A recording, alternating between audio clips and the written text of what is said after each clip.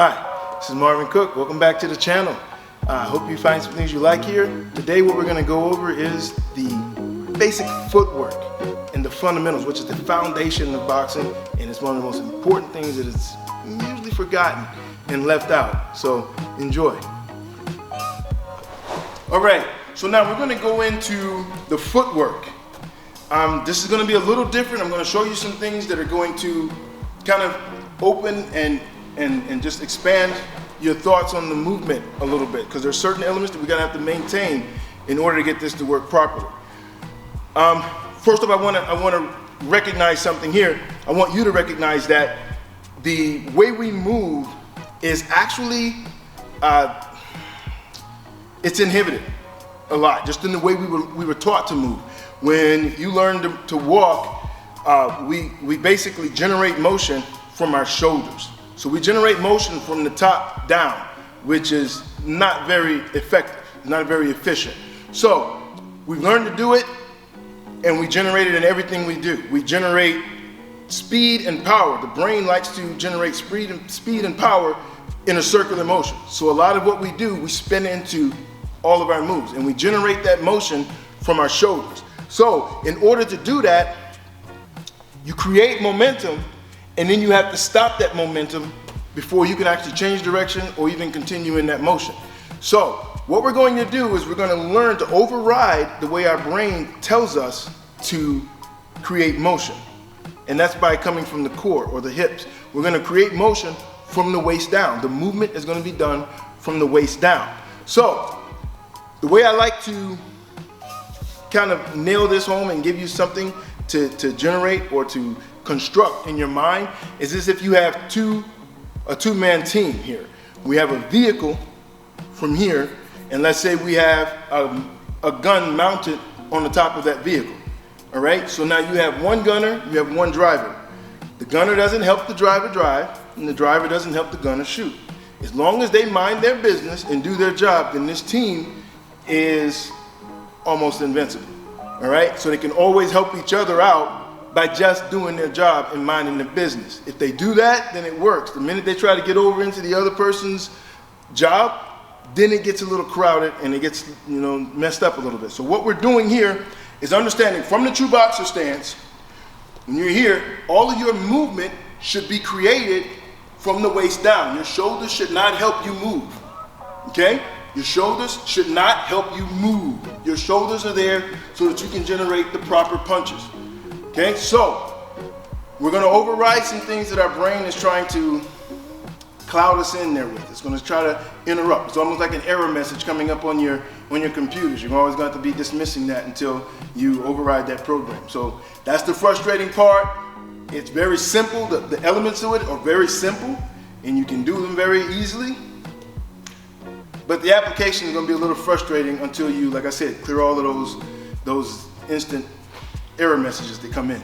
All right, so now from the true boxer stance, to be truly balanced here, we're going to keep the same objective of holding your rifle on your opponent. But if you want to move to your right, well, let's say we're going to start with the left. You want to move to your left or to your lead hand. I'm not going to eliminate the southpaws. You want to move to your lead hand. In this case, it'll be your left. You would push off with your rear foot or your opposite foot, okay? Now, when doing this, it becomes a little bit of a task, because the natural thing that you're going to want to do is when you push off with your rear foot, you're going to want to open and step with your lead foot to create that motion over to the side, to create that movement, all right? So we're going to have to override that. Everything is done on half steps, okay? The minute you start to take longer steps or stretch out your steps, that's when you're going to lose this balance, because balance is the key to all of this. So whenever you're doing this, whenever you're moving, and everything we're doing here has to be balanced. So when I push off, I want to take the small half step, and you're going to generate a little bit of a rotation in your hips, okay? So when you push here, you're going to kind of step and rotate into the movement, okay? So now you're still facing your opponent. So everything is going to be stepped and placed onto your opponent, okay? We don't want to try to create all of the distance in one step by here. And this is where you'll see in boxing all the time. Guys will move, open, close. Everything is opening and closing, opening and closing. Now, the way that hinders you is that you're not able to even get into your offense fast enough. You cannot even create your offense until you open, close, punch. Everything is that way. It's open, close, punch. We do it so often we don't realize that there's a hindrance there. But by coming from the hips and moving from here, you can always hold your offense open of every step. And you can go right into your offense continuously of every step. Okay? Moving forward, you're doing the same thing. If you're going to go forward, you're going to move, push off of your rear foot and step forward. As opposed to, a lot of times when we're throwing our punches, we're following our hands. So we'll throw a punch and lean into it. So now everything is leaning on the front foot and then we correct it. But by moving from here, you never have to correct the off-balance condition. We don't want to create the off-balance condition simply by pushing forward here. Backwards is the same thing. Push off the front foot, keep the balance between the 2 feet, just like that.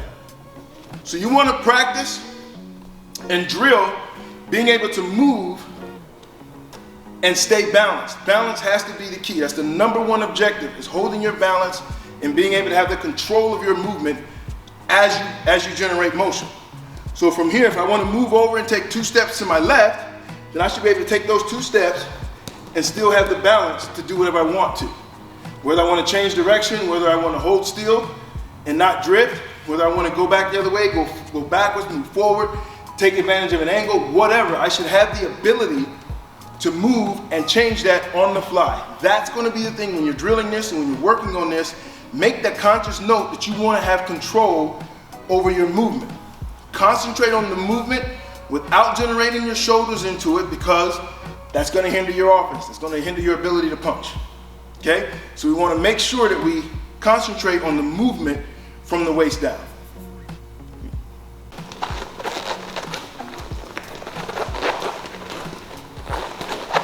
Now you see how the steps are all half steps. Small movement. You'll get where you need to go, because by taking the half steps and maintaining your offense, you're able to throw punches on the move. So you don't have to hurry up and get from one step or one position to the next before you're caught or hurt or hit, because you're not open. You're not vulnerable. Everything stays behind your rifles, your jab. There you go. And you're moving straight out, straight in, coming in off the angles. There you go. Everything comes from the waist down.